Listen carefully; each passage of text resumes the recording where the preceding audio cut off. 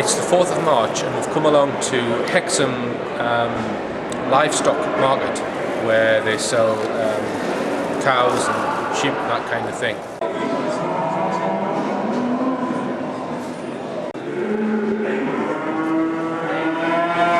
When I said calves, I thought they were going to be little things like that. We're at a once-a-year event here where young farmers are, I think they're given grants to purchase a calf sort of 6 months ago, last year, and what they have to do is suckle the calf through the winter and grow it as much as they can, and then they then sell the calves, and the young farmer that actually makes the most money on the calf wins the competition.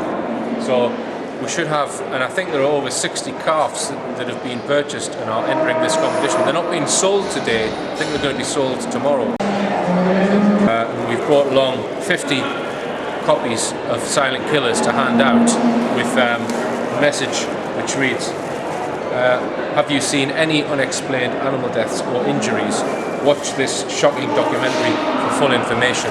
And it's got my telephone number on here, so we're going to hand these 50 DVDs out to anyone who keeps large amounts of cattle or sheep. These strange injuries. My telephone number's on. Had some good news today because my Member of Parliament Dave Anderson has actually submitted a parliamentary question to the Secretary of State Jim Fitzpatrick, asking him when he's going to reply to Richard D. Hall's correspondence about animal mutilation.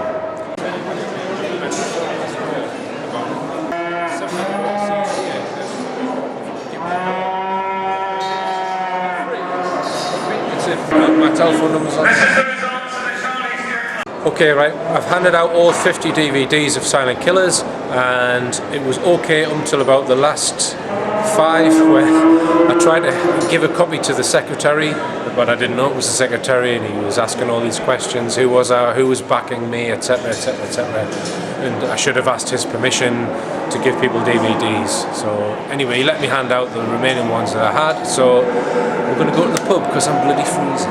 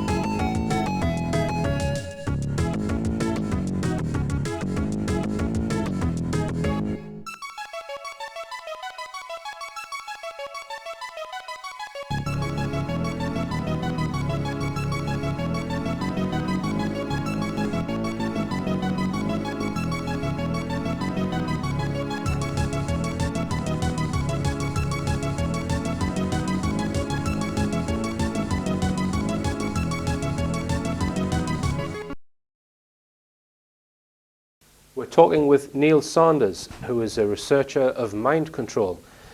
Now then, Neil, we were talking about the use of electronic equipment in mind control, and there's a guy called Michael Persinger, who in the 60s worked on the MKUL projects, and you know, a lot of people might not believe this, but he developed a God helmet. Yes, well, basically, I mean, this has been independently verified by a lot of, curious, skeptical scientists, and what he was able to do was make a physical helmet that basically made people feel as though they were talking to God. It was a simulation of a religious experience, and it's never really been explained in sort of mainstream media why he was doing this.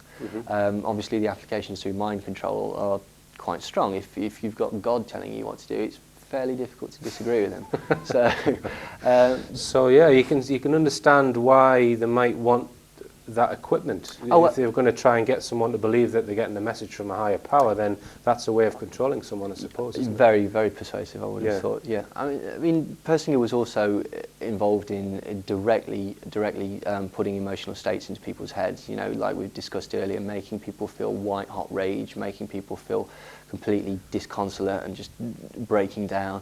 And you know, he could do this. The God helmet was actually physically put on somebody. These other techniques could be used at distance. At distance. Yeah, and I believe they used electronic or microwave type energies. And so, are there any people who've actually reported being experimented on with this God helmet? I mean, what do they say? Do they feel anything? Do they actually?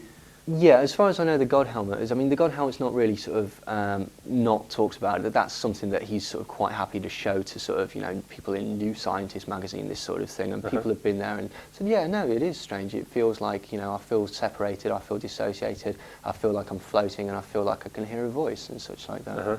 But yeah, lots of, you know. But you would say that other than the God helmet, they've got technology which is way in advance of that, and far more sophisticated, perhaps. Yeah, I think the God helmet really is more of a sideshow. You know, it's just a way of saying, look, this is what we've actually been doing all this time. We're trying to prove that religious experiences are psychological processes or something like that, and it's not really, is it? It's used for sort of exploiting these religious experiences. You know, there's many other people that were involved in that. You may have seen the film The Men Who Stare at Goats. Right. Oliver Lowry was the psychiatrist involved in that, and again, he was basically talking about. He's not mentioned in the film. He's mentioned in the book, but he's talking about again transferring emotional states, making people do things that you know they wouldn't normally do. So was that film basically discrediting people who say that mind control is what they were up to then, or yeah, I mean, what do you think the overall purpose of that film was? I think it's there to yeah, it's a disinformation. Yeah, I think disinfo, and it's to sort of, you know, smooth it off and make it, oh, it's just silly, crazy, wacky old experiments by whacked out hippie soldiers and stuff like that. Not really to be taken seriously. It's not really to be worried about or anything like that. It's just you know, something that we tried in our crazy heyday or whatever. But you would contend that it's still being mind control and possibly remote viewing is practiced today in all seriousness by the CIA and others. Definitely, definitely. I mean, and that film would be just to sort of dispel people's interest in it. Perhaps. We're not interested in that. This is just silly. This was a silly aside that we were using, and it's not the case. I mean, Igor Smirnov, who's often called the father of psychotronics, basically his Smirnov patent was bought by SciTech, and SciTech is a remote viewing organisation run by Ingo Swann, Ed Dames and Colonel B. Alexander. Just for those who don't know what remote viewing is, Neil, I'll try and describe it briefly. It's the ability to come out of your body to somewhere else and gain information of another part of the world or what have you. Some people say that it's the same as an out-of-body experience. Yeah, like transcendental meditation. Right. That sort of thing. And are you convinced that that works? I'm convinced that it has worked in the past, and I'm convinced that basically the American government has put millions of dollars into researching it, and you don't put millions of dollars into researching something unless you expect to get some results. I mean, it's actually discussed in the very good book Sci-Spies by Jim Marrs. He documents a lot of the documented experiments that they carried out.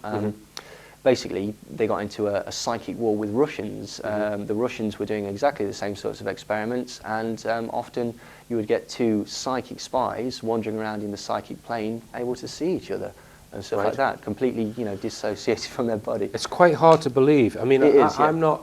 You see, remote viewing. I don't. I'm open-minded, as you have to be, but I'm not convinced by remote viewing. But perhaps I haven't read, you know, the books that you've got on display here. Maybe I need to. I mean, but you seem convinced that remote viewing works. Then. Well, it doesn't seem that dissimilar to me from, as I say, transcendental meditation, which, you know, can be practiced, and also things like near-death experiences, and like you were saying, out-of-body experiences. I know people that have had out-of-body experiences, and you know, these can be can be made to happen. So, you know, there's definitely something into it. Otherwise, they wouldn't continue.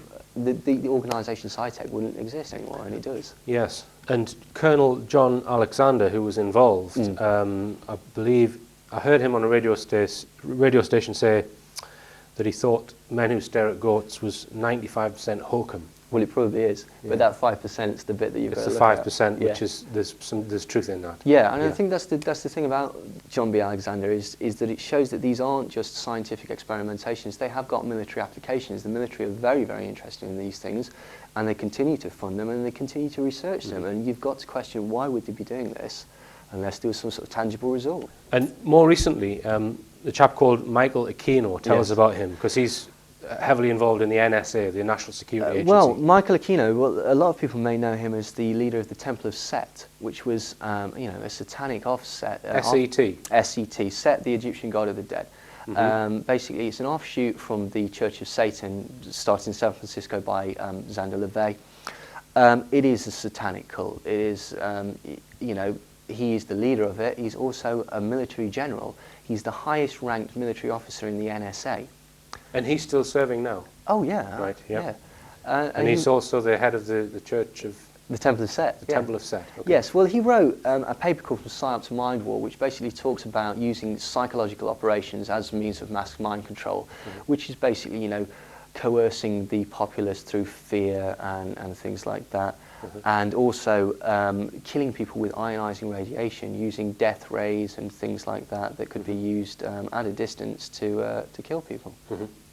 Now, I've heard rumours that quite often children are involved in this research. Yeah, well, I mean, even within the MKUL mind control papers, it basically suggests that if you want to do the dissociative identity or the, you know, the smashing of creating alters within a person, and this could be used for assassination purposes, it could be used for sort of sex slave purposes, it could be used for spies, using, you know, using people as sort of computers and such like that. According to the MKUL, it's better to do it to somebody, to a child under the age of 3, and I assume this is because basically their mind is not well formed enough and it is sort of more malleable and can be easily shattered.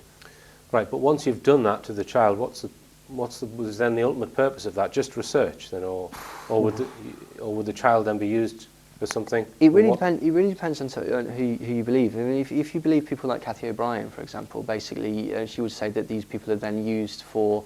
I mean, the children themselves are used in child prostitution rings and, you know, to make money and to transport drugs. Also, basically to use for blackmail against politicians, senators, people like that. You know, we've got you involved in our little thing, but we've filmed you now, so there's nothing you can do about it. Yes. And basically used throughout their lives. I think that the point of making an alter out of a child is that you've got literally a blank state that you can then continually abuse, traumatise. And I mean, you know, I've reported on the Holly Gregg case where she's been abused by people from the, you know, in the elite or the establishment, as you would call it. Yes. And, you know, possibly there's paedophilia going on in some of these groups.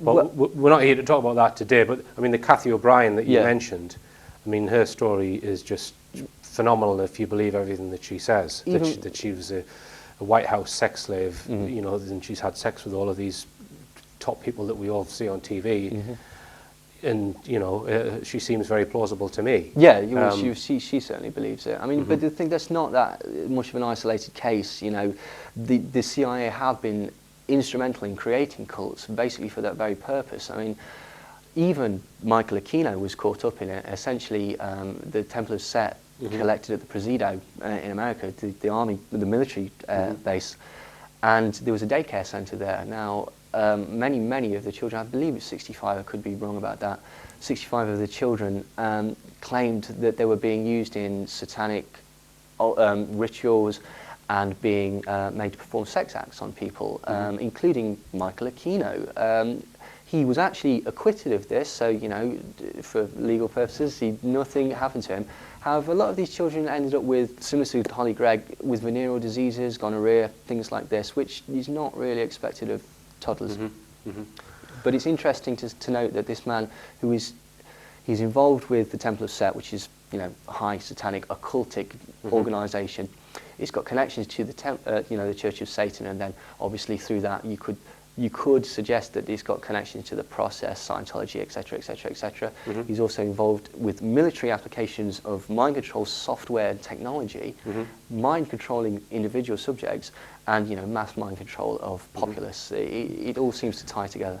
I mean, there are other projects for which there is probably less evidence, and some of the claims are a bit more far out, such as the Montauk project. Yes. Where in the claims in that project are phenomenal, and I know that you don't want to go into things that there's no hard evidence of, but the Montauk project, just briefly, was using young people, predominantly blue-eyed, blonde-haired, because they have some sort of particular genetic psychic ability. Possibly a connection to sort of ancient Atlanteans, if you believe sort of Zecharia Sitchin and alien seeding of the population and stuff like that. Then these would be the original genetic blueprint. And because of that, they have that alien responsiveness. Allegedly in the Montauk project, they were trying to basically record emotions psychologically on computers and then transmit them via that big transmitter to create fear in an enemy, or, as we discussed earlier, make an enemy surrender. Yes. And the interfacing technology that read the minds of whoever they were experimenting with possibly came from alien technology. Yeah. I mean, this is the rumour. Well, I mean, the thing about the Montauk thing is that there's established things that did actually happen there in the Montauk town and stuff like that. Animals going crazy, running into certain directions, all of them en masse and stuff like that. I would very much believe that perhaps back-engineered alien technology is used. I mean, if we look at it's all Nazi, isn't it? A lot of it's Nazi, and if we look at the sort of claims about Nazi involvement was with aliens, the Hannibal, flying saucers, the Foo Fighters, the possible connection to the Greys, the bases in Antarctica. If that has any credence at all, then it's not a massive stretch to connect back-engineered alien technologies to mind control. Okay then, Neil. Well, that's all we've got time for this programme, but we are going to have you back on the Starship soon for another programme where we're going to discuss the media's involvement in mind control. Yes. Which is very extensive. Yes. But thank you very much indeed for coming on board, Neil. It's fascinating talking to you, and thank you very much. I'm really looking forward to the next discussion that we're going to have. Me too.